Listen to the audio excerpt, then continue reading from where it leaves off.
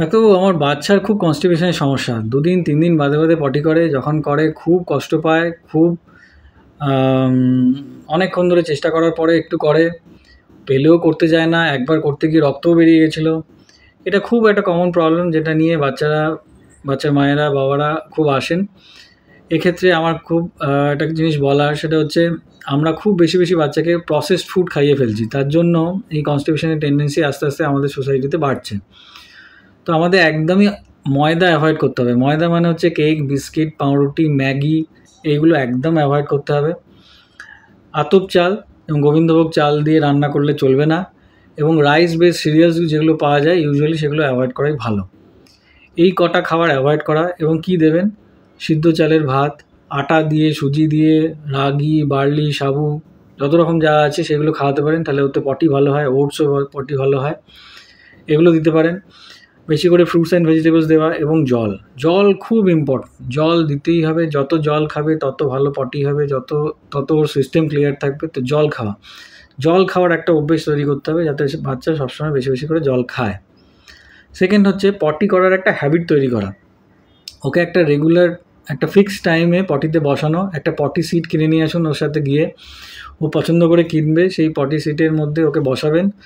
Preferably after food, সেটা আপনার after breakfast হতে পারে, আফটার লাঞ্চ হতে পারে। আপনি ওই একটা ফিক্সড টাইমে ওকে খাওয়ার পরে ইউজুয়ালি একটু পটি পায়, তো ওই সময় পটিতে বসালেন, আপনি পাশে রইলেন, ওকে পটি করাতে এনকারেজ করলেন। যদি ওই পটি সিটে একবার বসে পটি করলো, খুব করে বেশি করে বাহবা দিলেন, যাতে ওর খুব ভালো লাগে, ও আরও ওই পটির সিটে পরের দিনও বসতে চায়, সেই ব্যবস্থাটা করা। থার্ড হলো, একবার যদি কনস্টিপেশনের হ্যাবিট হয়ে যায়, মানে প্রতিদিনই খুব শক্ত হচ্ছে, একবার কেটে গেছিলো, পটি পেলেও করতে চাইছে না, চেপে থাকছে, এক্ষেত্রে আপনাকে মোস্ট কমনলি একবার আমাদের হেল্প নিতেই হয়। ওষুধ না খেলে এই জিনিস ঠিক হয় না, এবং ওষুধ শুধু ২-৪ দিন নয়, ৩ মাস, ৬ মাস, ৯ মাস ওষুধ খেতে হয় অনেক সময় এই কনস্টিপেশন ঠিক করার জন্য। কারণ এটা ভিসিয়াস সাইকেলে পরিণত হয়। পটি করতে গিয়ে পিছনে ব্যথা, এবং পিছনে ব্যথার জন্য পটি আবার না করা, এই করতে করতে পটির সমস্যাটা আরও বেশি বেশি হতে থাকে। তো কখন আপনাকে অবশ্যই পেডিয়াট্রিশিয়ানের কাছে আসতে হবে যদি ৩টে জিনিস দেখেন। এক হচ্ছে কনস্টিপেশনের জন্য পেটে এমন ব্যথা করছে যে প্রচণ্ড কান্নাকাটি করছে, অবস্ট্রাকশন মতো হচ্ছে, পেটের মধ্যে একটা পটির জন্য অবস্ট্রাকশন হয় এবং তার জন্য প্রচণ্ড ব্যথা করে। যদি পটির জন্য পেটে ব্যথা খুব হয় এবং তাতে বাচ্চা ১৫ মিনিট ২০ মিনিট ধরে কেঁদে যাচ্ছে, এরকম ব্যথা হয়, তাহলে অবশ্যই নিয়ে আসতে হবে।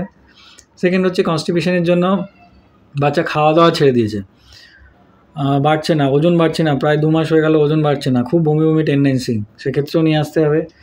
এবং পটি করার সাথে যদি পটির রাস্তা থেকে ব্লাড বেরোয়, সে পটির সাথে ব্লাড লেগে রয়েছে, বা কনস্টিপেশনের জন্য প্যানে দেখছেন ফোঁটা ফোঁটা ব্লাড পড়েছে, মানে পটির রাস্তাটা কেটে গেছে পটি করতে গিয়ে, এবং সেক্ষেত্রে বাচ্চা এমন ব্যথা হবে, পরের বারে পটি খুব পেলেও সে করবে না, সে চেপে রাখবে। এই ৩টে কন্ডিশন দেখলে অবশ্যই আপনাকে আমাদের কাছে আসতে হবে। সেক্ষেত্রে কিছু ওষুধ আছে, সেগুলো শুরু করতে হবে এবং মাস খানেক ধরে খাওয়াতে হবে। তারপরে এই যে ওর কনস্টিপেশনের হ্যাবিট, সেটা চেঞ্জ হয়ে একটা নর্মাল রেগুলার পটি করার হ্যাবিটে আসবে। Thank you.